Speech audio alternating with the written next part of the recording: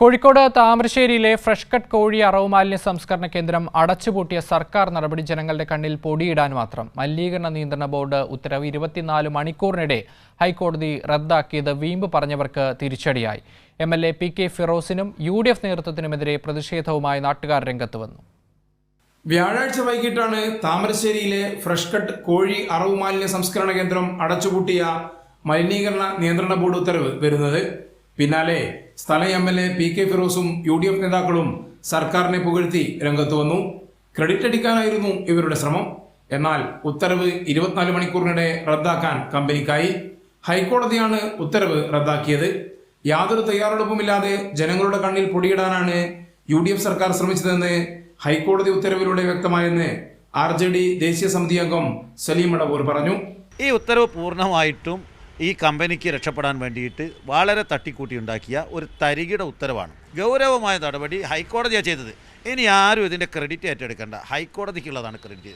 ജനങ്ങളുടെ വിഷമം മനസ്സിലാക്കി, പ്രയാസം മനസ്സിലാക്കി പൊല്യൂഷൻ കൺട്രോൾ ബോർഡും ഫ്രഷ് കട്ട് കമ്പനിയും ചേർന്ന് നടക്കുന്ന ഒത്തുകളി നാടകം ഹൈക്കോടതി കയ്യോടെ പിടികൂടുകയും ഇവർ ചെയ്യാത്ത കാര്യങ്ങളൊക്കെ ഹൈക്കോടതി വളരെ കൃത്യമായിട്ട് പരിശോധന നടത്തി റിപ്പോർട്ട് കൊടുക്കാൻ പറഞ്ഞിരിക്കുന്നു. 13-ാം തീയതി നല്ല രൂപത്തിലുള്ള റിപ്പോർട്ട് ജില്ലാ കലക്ടറുടെ പ്രതിനിധിയും പൊല്യൂഷൻ കൺട്രോൾ ബോർഡിൻ്റെ എഞ്ചിനീയറും കൊടുത്താൽ നമുക്ക് നല്ല പ്രതീക്ഷക്ക് വകയുണ്ട്, നല്ല ഉത്തരവ് വരും.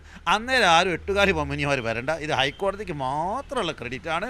വിഷയം കട്ടിപ്പാറ ഗ്രാമപഞ്ചായത്ത് ഭരണസമിതി യോഗത്തിൽ ചർച്ച ചെയ്യാൻ UDF തയ്യാറായില്ല. ഇതിൽ പ്രതിഷേധിച്ച് LDF അംഗങ്ങൾ യോഗത്തിൽ നിന്നും ഇറങ്ങിപ്പോയി. LDF ജനപ്രതിനിധികൾ ഫാക്ടറി സന്ദർശിച്ചു. ഇത്തരം ഒരു വിഷയം വളരെ ഗൗരവമായി ചർച്ച ചെയ്യണമെന്ന് പഞ്ചായത്ത് ഭരണസമിതിയോട് ഞങ്ങൾ ആവശ്യപ്പെട്ടു. പ്രസിഡന്റാണല്ലോ അധ്യക്ഷൻ. അപ്പോൾ ഞങ്ങളോട് പ്രസിഡന്റ് ഉൾപ്പെടെയുള്ള ആളുകൾ ഇത് ചർച്ച ചെയ്യാൻ സാധിക്കില്ല, ഇതിപ്പോൾ ചർച്ച ചെയ്യാൻ കഴിയില്ല എന്ന് പറഞ്ഞുകൊണ്ട് ഞങ്ങളോട് ഇങ്ങോട്ട് തട്ടിക്കേറിയാണ്. ഒരു സ്റ്റോപ്പ് മെമ്മോ കൊടുക്കുമ്പോൾ മിനിമം പാലിക്കേണ്ട നടപടിക്രമം പ്രൊസീജിയർ പാലിച്ചിട്ടുണ്ടോ?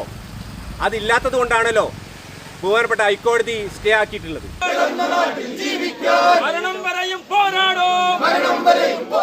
ആഹ്ലാദ പ്രകടനം നടത്തിയ സമരസമിതിക്കാർ വീണ്ടും കമ്പനി അടച്ചുപൂട്ടണമെന്നാവശ്യപ്പെട്ട് സമരം ആരംഭിച്ചിട്ടുണ്ട്. സർക്കാർ വഞ്ചനയ്ക്കെതിരെ പ്രതിഷേധം ശക്തമാണ്. കൈരളി ന്യൂസ്, കോഴിക്കോട്.